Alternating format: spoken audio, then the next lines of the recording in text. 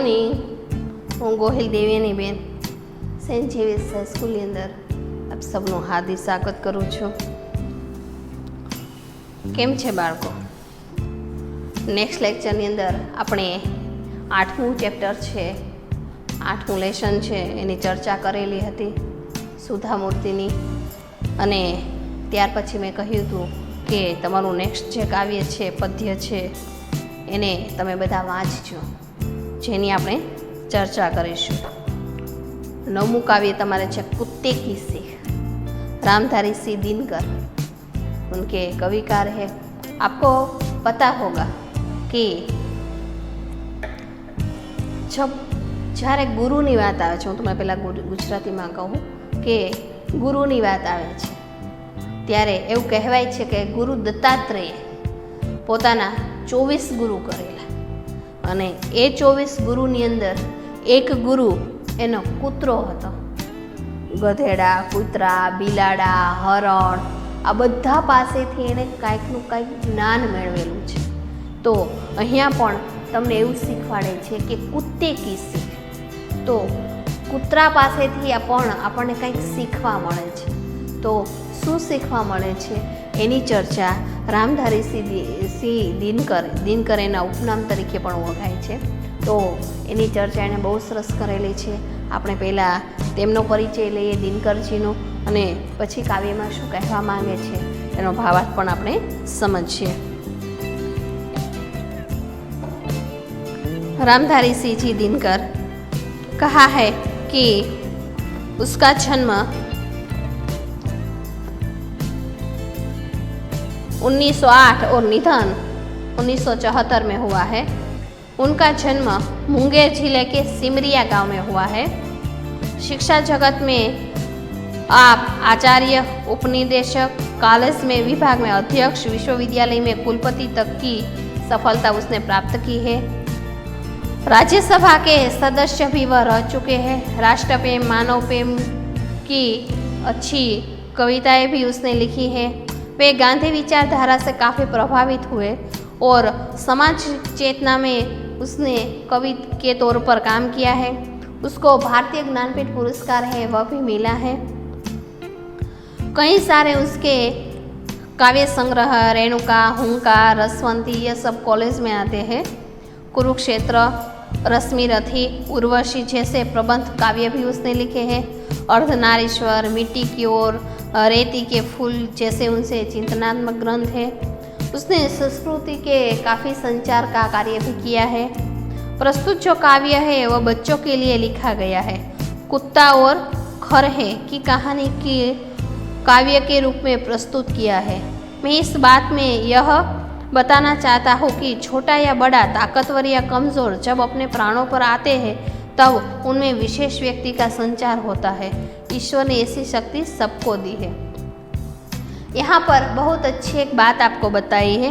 कहने का तात्पर्य यही है कि हम लोग समाज में छोटे और बड़े का जो भेदभाव है वह निरंतर रखते हैं, और ऐसा ही भाव है वह हमें यहाँ पर भी देखने को मिलता है. તમને ખબર હશે કે આપણે નાના હતા ત્યારે કાચબો અને સસલાની વાત કરતા હતા કે સસલાને અભિમાન હતું કે હું સૌથી તેજ દોડી શકું છું, એટલે હું પહેલો આવીશ, અને કાચબો છે એ ધીમી ગતિ સલામતી. એટલે તમને ખબર છે કે બંનેની રેસ થાય છે, અને રેસની અંદર સસલું છે એ બહુ આગળ નીકળી જાય છે. પછી એક વૃક્ષ નીચે થાકીને ઊભો રહે છે કે હજી તો કાચબો ધીમે ધીમે ધીમે આવશે, અહીંયા પહોંચે તો હું એની પહેલાં પહોંચી જઈશ. અને બને છે એવું કે થાકેલું હોવાથી એ ઝાડ નીચે બેઠું બેઠું સૂઈ જાય છે, અને એ સૂઈ જાય છે ને કાચબો ધીમી ગતિવાળો હતો એ પહેલો પહોંચી જાય છે. તો તમે જોયું કે જેને આપણે સામાન્ય સમજીએ છીએ ઘણી વખત એ વ્યક્તિ પહેલાં પહોંચે છે, અને જે પોતાના મનમાં આઈ એમ સમથિંગ સમજતા હોય, મને બધું આવડે છે, મારે કોઈની સલાહ નથી લેવાની, હું કોઈને પૂછવું નહીં, પૂછવાથી એની આબરૂ જતી રહે, આવું બધું સમજતા હોય, એ લોકો હંમેશા પાછળ રહેતા હોય છે. તો એવો કહેવાનો તાત્પર્ય છે અહીંયા પર આપેલો છે. અહીંયા કહેવાનો અર્થ એવો છે કે કૂતરો છે બહુ ભૂખ્યો છે અને ખોરાકના શોધ માટે આમ તેમ ફરે છે. ફરતા ફરતા એને એક સસલું છે એ દેખાય છે અને પછી સસલું છે એ પોતાના જીવ બચાવવા માટે આમ તેમ ભટકતું ઘનઘોર જંગલની અંદર એ છુપાઈ જાય છે અને કૂતરાને પોતાનો ખોરાક છે એ મળતો નથી. તો કહેવાનો અર્થ એ છે કે આપણે એમ સમજ્યું કે નાનું છે, તો ઘણી વખત નાનું વ્યક્તિ છે એ પણ કામ કરતું હોય છે. હું તમને એની એક સરસ વાર્તા કહું. 9મા ધોરણમાં તમે ભણેલી છે સંસ્કૃતની અંદર કે સહનથી સંગઠન વસ્તુ એવી છે કે ઘણું બધું કરી શકે છે. અને તમને ખબર હોય તો કબૂતરનો રાજા છે ચિત્રગુપ્ત, ભણેલા છો ને? સરસ યાદ આવી ગયું હશે હવે કે એ પોતાના માણસોને ના પાડે છે, કબૂતરોને, કે આપણે નથી જવું નીચે, જંગલમાં ન હોય, છતાં પણ માણસો છે એ સમજતા નથી અને એ ખોરાક ખાવા માટે આવે છે. બહારથી બિછાવેલી છાલમાં બધા જ ફસાઈ જાય છે. પછી રાજા અંતે નિર્ણય કરે છે કે બધા એક સાથે ઉડો, અને બધા એક સાથે ઉડે છે જેથી જીવ બચી જાય છે.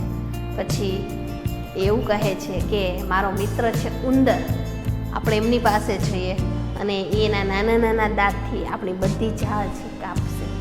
અને હકીકતમાં વિચાર કરો કે છે ઉંદર નાનો એવો, છતાં પણ એણે આખી ઝાડ છે એને કાપી અને બધાને મુક્ત કરી દે છે. તો ક્યારેક એવું કહેવત છે ને કે નાનો પણ રાઈનો દાણો, તો રાઈનો દાણો છે ઘણો ઉપયોગી છે. એમ અહીંયા કૂતરાની શીખ જે છે એ તમને કંઈક કહી જાય છે. બધાનું ધ્યાન કાવ્યની અંદર. वन में एक घनी जुरमुट थी जिसके भीतर जाकर खरहा एक रहा करता था सबकी आंख बचाकर. एक वन में एक स्थान पर आसपास घनी झाड़ियाँ थी और इसके अंदर एक खरगोश छिपकर रहता था ताकि वह किसी की नज़र में न आ सके, क्योंकि वह कोमल है इसलिए. कुदक कुदक फुनगिया घास की चुन चुन कर खाता था. देख दूर से लोगों को जुरमुट में छुप जाता है. कुदक कुदक कर इधर उधर वह कुदक कुदक कर कोमल पत्तियां है उसको चुन चुन कर वह खाता था और लोगों को दूर से देखकर वह झाड़ियों में छिप जाता था. क्योंकि खरगोश है वह डरपोक है, इसलिए वह छुप जाता है. एक रोज आया उन वन में कुत्ता एक शिकारी, लगा छानने सूंघ सूंघ कर वन की झाड़ी झाड़ी. एक दिन उस वन में एक शिकारी कुत्ता है वह आ गया. वह जंगल में छोटे छोटे जानवरों को खाने के लिए वहाँ की एक एक झाड़ी को सूंघ सूंघ कर वह अपने शिकार को खोजने लगा. आखिर वह जुरमुट भी आई जो खरहे का घर थी, मगर खैर उस बेचारे की लंबी अभी उम्र थी. आखिर एक दिन क्या हुआ कि कुत्ता अंत में उस झाड़ी के पास ही पहुंच गया. किस झाड़ी के पास? जिसमें वह खरगोश छिपा रहता था. लेकिन कुशल वह यह हुआ कि बेचारे खरगोश की उम्र अब लंबी थी, अभी उसके मरने की उम्र नहीं थी. इसलिए कुत्ता ने कभी छानबीन की पर खरगोश उसके हाथ नहीं आया. कुत्ते की जो लगी सांस खरहा सोते से जागा. देख पीठ पर खड़ा काल को जान लिए वह भागा. कुत्ते की सांस का स्वर सुनकर खरगोश सोता था और वह जाग गया. उसने देखा कि उसके सामने उसका काल यानी उसकी मृत्यु है वह खड़ी है और कुत्ते को खड़ा देखकर वह झटपट तेजी से वह वहां से भाग खड़ा होता है. झपटा पंजा तान मगर खरहे को पकड़ न पाकर पीछे पीछे दौड़ पड़ा कुत्ता भी जोर लगाकर. कुत्ते ने भी अपने पंजे तान कर खरगोश के पर झपट पड़ा, उसका पीछा करने लगा. पर खरगोश को पकड़ न पाने के लिए कारण वह उसके पीछे पीछे पूरा जोर लगाकर, जैसे खरगोश आगे भागता है और कुत्ता उसके पीछे भागता है. 4 मिनट तक खुले खेत में रही दौड़ यह जारी. इतने में आ गई सामने घनी कटीली झाड़ी.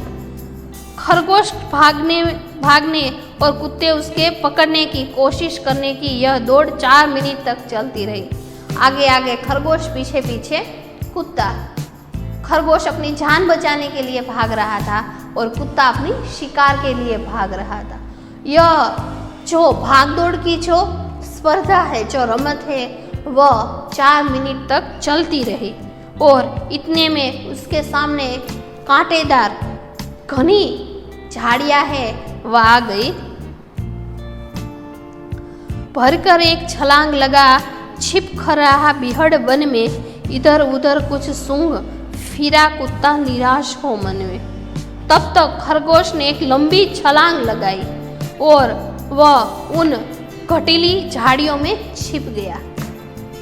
कांटेली जो झाड़ियां थी उसमें खरगोश छलांग लगाकर वहां बैठ जाता है और कंटकों की वजह से कुत्ता है वह काफ़ी मेहनत करता है, फिर भी उसे कुछ मिलता नहीं है। वह इधर उधर सूंघता है और अंत में निराश होकर वह लौट पड़ता है। एक लोमड़ी देख रही थी यह सब खड़ी किनारे। कुत्ते से बोली, मामा तुम तो खरहे से हारे। तब यह सब लोमड़ी है किनारे खड़ी होकर यह सब दृश्य देख रही है। उसने कुत्ते से कहा, कुत्ते मामा तुम खरगोश से हार गए, क्योंकि खरगोश छोटा है और तुम तो बड़े हो। बड़े होकर भी आप छोटे खरगोश से हार गए हैं। ऐसी बात है लोमड़ी है उसे बताती है, समझाती है।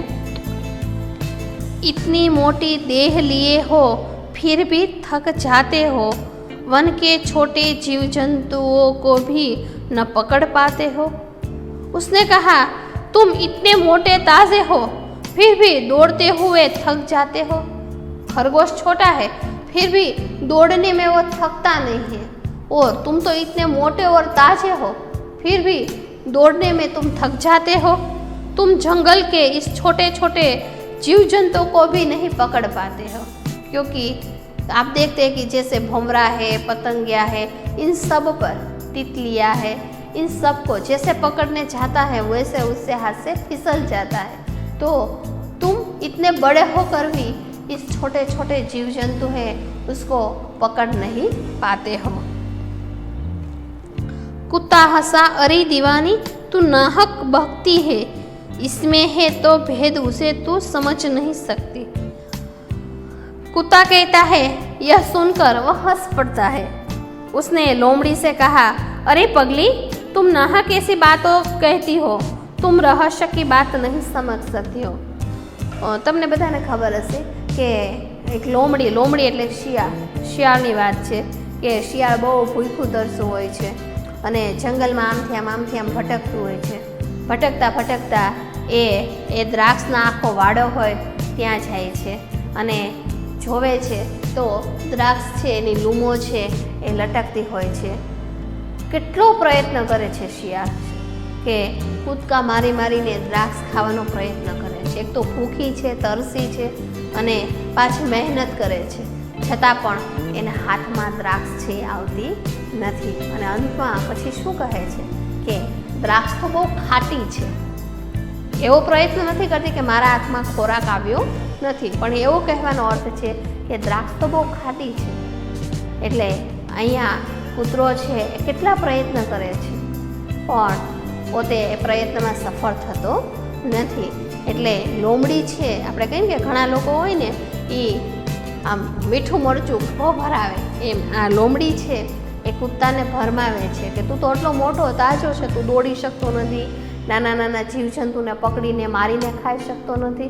તો પોતાની ગલતી છુપાવવા માટે એ લોમડીને કહે છે કે તું આની પાછળનું એક મોટું રહસ્ય છે, એ રહસ્યને તું સમજી શકતો નથી।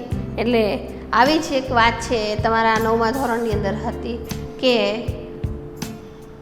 ઘરની બખોલ હોય છે અને બખોલની અંદર શિકાર માટે એ સિંહ છે એ જાય છે અને ત્યાં જઈને જોવે છે એટલે એને ખબર પડે છે કે અહીંયા શિકાર રહે છે। સાંજે હારી થાકી અને શિયાળ છે એ પોતાની બખોલમાં જાય, પણ બખોલમાં જતાં પહેલાં એને સિંહના પગના છાપ દેખાય છે. એટલે એણે જોયું કે જતાના છાપ છે પણ બહાર નીકળતાની છાપ નથી. એટલે કહેવાનું તાત્પર્ય એ છે કે હજી સિંહ બખોલની અંદર છે. અને બને છે એવું કે થોડી વાર પછી એ બહાર ઊભું રહી અને કહે છે કે હે બખોલ, તારે ને મારે એક કરાર થયેલો છે કે જ્યારે હું બહારથી આવું એટલે તારે મને આવકારવાનો, તારે મને બોલાવવાનો, તો જ હું અંદર આવું, નહીંતર હું અંદર આવીશ નહીં. એટલે અંદરથી સિંહ હતો, એને એવું થયું કે શું સાચું જ બોલતી હશે આ ગુફા, તો ચાલ હું પણ તેને આવકાર આપું. અને જેવું સિંહ છે એ આવકાર આપવા જાય છે એટલે શિયાળને ખબર પડે છે કે હકીકતમાં હજી સિંહ બખોલમાં જ છે. અને પોતે પોતાના અવાજથી જંગલના આસપાસના જે પશુ પ્રાણી છે એને સતેજ કરે છે. અને પોતે તો પોતાનો જીવ બચાવીને ભાગે જ છે, પણ જંગલના બીજા પશુ પ્રાણી છે એને પણ જીવ બચાવે છે. તો આપણે જોઈએ કે શીખવાની વસ્તુ એવી છે કે જેટલા હોશિયાર તમે છો તમારા જીવનમાં, એટલા જ તમે વધારે પ્રગતિ કરી શકો છો. અને કારણ આપણી પાસે કાંઈ ન હોય છતાં પણ આપણે આપણા મનને હોશિયાર સમજીએ તો એનાથી કંઈ પ્રાપ્ત થતું નથી. આગળ, कुत्ता हंसता है कि अरे दीवानी, अरे पगली, तू नाहक बक बक करती है और तू इस रहस्य के जो भेद है उसको समझ नहीं पाती है. मैं तो दौड़ रहा था केवल दिन का भोजन पाने, लेकिन खरहा भाग रहा था अपनी जान बचाने. यहाँ पर कुत्ता कहता है कि अरे मैं तो भोजन के लिए खरगोश के पीछे दौड़ रहा था, जबकि खरगोश तो अपनी जान बचाने के लिए भाग रहा था. હું તો ખોરાક માટે કે દોડતો હતો અને ખરગોશ છે એ પોતાનો જીવ બચાવવા માટે છે દોડી રહ્યું હતું. कहते हैं जब शास्त्र कमाओ रोटी जान बचाकर, पर संकट में प्राण बचाओ सारी शक्ति लगाकर. ऐसा शास्त्रों में कहा गया है कि अपनी जान बचाकर ही रोटी कमानी चाहिए. आज आप देखते हैं कि संसार में सब लोग रोटी कमाने के लिए किसी भी हद तक जा सकते हैं. भ्रष्टाचारी, धोखा, किसी भी हद तक लोग जाकर यह कार्य करते हैं, अर्थात अपने जीवन निर्वाह के लिए अपनी जान के खतरे में भी नहीं डालना चाहिए. 2 वक्त की रोटी हमें आसानी से मिलती है तो हमें पूरे जोर लगाकर रात दिन एक नहीं करना चाहिए, पर जब जान पर बनाए तो अपनी पूरी शक्ति लगाकर अपनी जान को ही बचाना चाहिए. जब हमारी जान पर आ जाती है, मैंने अभी आपको लोमड़ी की ही बात की कि जब उसे पता था कि सिंह अपने गुफा में ही है तो अपनी जान बचाने के लिए एक तरकीब सोचता है और उसमें वह सफल भी होता है. जो उसने ऐसा नहीं सोचा होता तो वह भी उस सिंह का शिकार हो गया होता.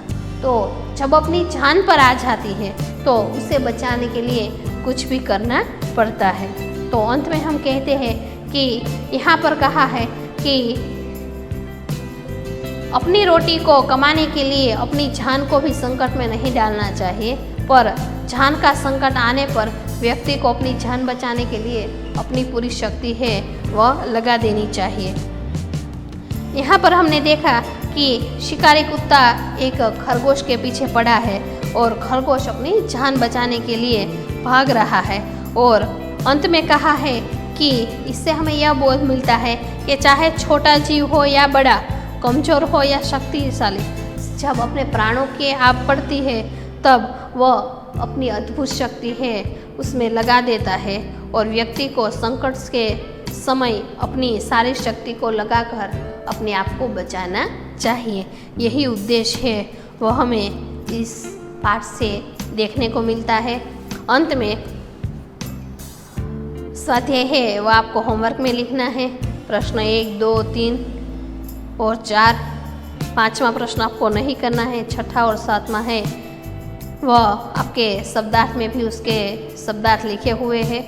तो फेयर बुक बनाई है उसमें भी आपको ये शब्दार्थ है वह लिखने हैं. और उसके बाद है हमारा नेक्स्ट लेक्चर, उसमें जीने की कला हमारा जो 10वां पाठ है उसकी चर्चा हम करेंगे. मौलाना अब्दुल कलाम आज़ाद नाम से जो बात बताई है कि जीने किस तरह कला से हमें जीना चाहिए, उसकी चर्चा हम नेक्स्ट लेक्चर में करेंगे। धन्यवाद।